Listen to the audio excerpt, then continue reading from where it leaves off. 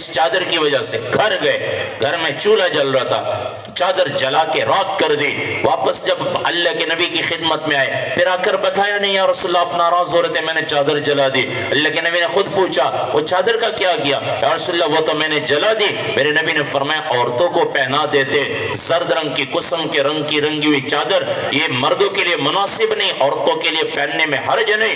وہ کہنے لگے یا رسول اللہ جس چیز سے آپ کو ناگواری آئی میں اسے زندگی میں رکھنا نہیں چاہتا۔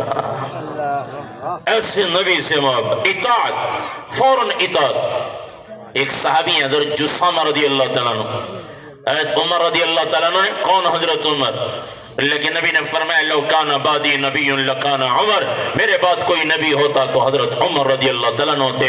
22 مقامات قرآن میں ایسی ہیں، علامہ جلال الدین سیوطی رحمۃ اللہ علیہ نے موافقات عمر میں لکھا ہے 22 مقامات ایسی ہیں حضرت عمر رضی اللہ تعالیٰ عنہ کی موافقت میں اتری۔ بعض تو الفاظ بھی وہ ہیں جو حضرت عمر رضی اللہ تعالیٰ عنہ زبان سے ادا کر رہے ہیں، اللہ اسی کو قرآن بنا کر اتار رہے ہیں۔ اور حضرت عمر رضی اللہ تعالیٰ عنہ جنت کی خوشخبری، جنت میں بڑی عمر کے لوگوں کے سردار، اور اللہ کے نبی کے پڑوس میں جن کو جگہ ملی، حضرت عباس رضی اللہ تعالیٰ عنہ فرما رہے ہیں آپ کو جب دفن کرنے لگے میرے کندھے پہ کسی نے ہاتھ رکھا، میں نے مڑ کے دیکھا حضرت علی رضی اللہ تعالیٰ عنہ کھڑے ہیں، ان کی آنکھوں میں آنسو ہیں، اور حضرت علی رضی اللہ تعالیٰ عنہ فرما رہے ہیں عمر مجھے پتا تھا یہاں تو ہی آئے گا، تیرے سوا کوئی نہیں آ سکتا۔ کہ میں نے اللہ کے نبی کی زبان سے کئی مرتبہ سنا، میں ابو بکر اور عمر گئے، میں ابو بکر اور عمر داخل ہوئے، میں ابو بکر اور عمر نکلے، میں ابو بکر اور عمر دنیا میں بھی ایسے، دنیا سے جانے کے بعد بھی ایسے، اور قیامت کے دن بھی ایسے ہی اٹھیں گے۔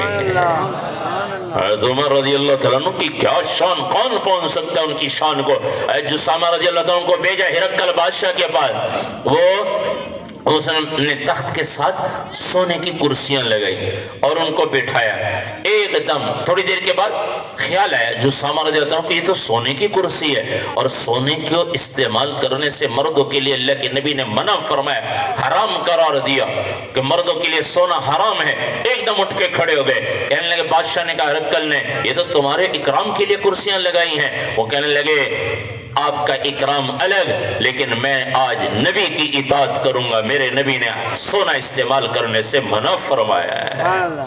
مردوں کے لیے حرام ہے کہ وہ سونے کی برتنوں میں، آج تو لوگ فخر کرتے ہیں سونے کی برتنوں میں کھانے کھا کر، کوئی انگوٹھی پہن کے فخر کرتا ہے، کوئی چین لاکٹ وغیرہ لٹکائی ہوئی گلے میں سونے کی فخر کرتے ہیں، یہ حرام ہے، میرے نبی نے فرمایا ہے یہ حرام ہے۔ صحابہ ایسی اطاعت کرنے والے، ایک صحابی اللہ کے نبی سے کہنے لگے یا رسول اللہ، گھر میں تھے ایک دم اللہ کے نبی کا خیال آیا، فوراً مسجد میں آ گئے، اللہ کے نبی کی زیارت کی، فرمایا عرض کی یا رسول اللہ میں گھر میں ہوتا ہوں، آپ کا خیال آتا ہے اور میری کیفیت ایسی ہو جاتی ہے، اگر میں اس وقت آ کر آپ کی زیارت نہ کروں تو مجھے ڈر ہے کہ میری موت نہ واقع ہو جائے۔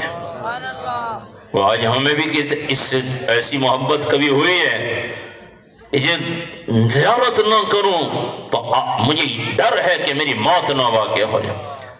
پھر تھوڑی دیر کے بعد وہ رونے لگ گئے، میرے نبی نے فرمایا کیوں رو رہے ہو؟